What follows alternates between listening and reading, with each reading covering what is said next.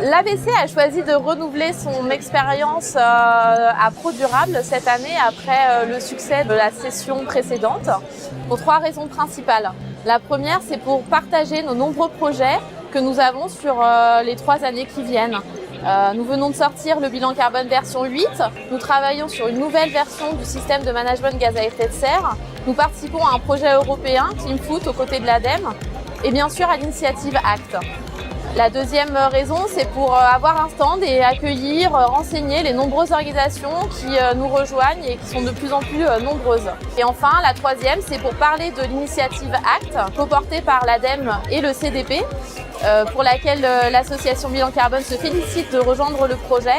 Et c'est l'objet de l'atelier solutions que nous animerons tout à l'heure aux côtés de l'ADEME. Depuis sa création, donc je vous disais, l'ABC, elle fédère quelques 400-450 suivant les années adhérents et licenciés qui sont tous engagés en faveur du climat, qui partagent finalement une conviction et même socle commun de savoir-faire et de compétences autour de la culture climat. L'ABC a été convaincu depuis son démarrage de la pertinence du projet ACT et forte de son expertise, je pense, autour du bilan carbone ainsi que du SMGES, l'ABC, sur proposition de l'ADEME, a pu saisir l'opportunité et se mettre en capacité de former les parties prenantes qui ont participé à l'expérimentation. L'actualité, c'est que d'une part, Paris vient de s'engager dans un plan climat avec une vision neutralité carbone pour 2050, sur l'objectif de degrés et voir comment on se cale ou au contraire on est en écart par rapport à cette trajectoire, ce qui le plus souvent est plutôt déstabilisant quand on voit le chemin à parcourir. Mais il faut commencer par quelque part, donc le fait de déjà se rendre compte qu'il y a une trajectoire qui peut nous aider à savoir où l'on va, c'est déjà un point très important. Point important, la performance des produits. Donc là, on voit que ACT s'aligne également avec les nouvelles évolutions réglementaires. Nous, on avait 2 rôles dans ce consortium qu'on a appelé KIS, donc Anti-Cycare, Carbone 4 et Eco 2. À la fois de définir ces trajectoires pour les différents secteurs que Damien a pu vous citer tout à l'heure. Donc, quelles sont les trajectoires bas carbone de ces secteurs-là?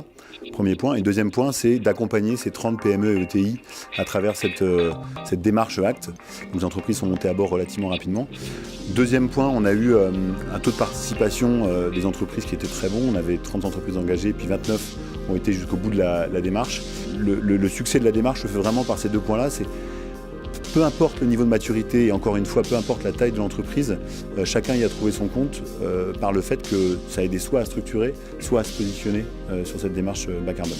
Il y a un recrutement, alors j'ai pas la date, mais ça sera en 2018, de 100 entreprises qui est prévu pour participer à ACT. Donc nouvelle étape dans la continuité de la démarche, avec un certain nombre d'engagements et à viser un objectif de performance ACT. Donc 2 degrés. Sachant qu'aujourd'hui, ce qui s'annonce plutôt du côté de l'ADEME, c'est que sur ces 100 entreprises, il y aurait 25 entreprises françaises et 75 à l'international.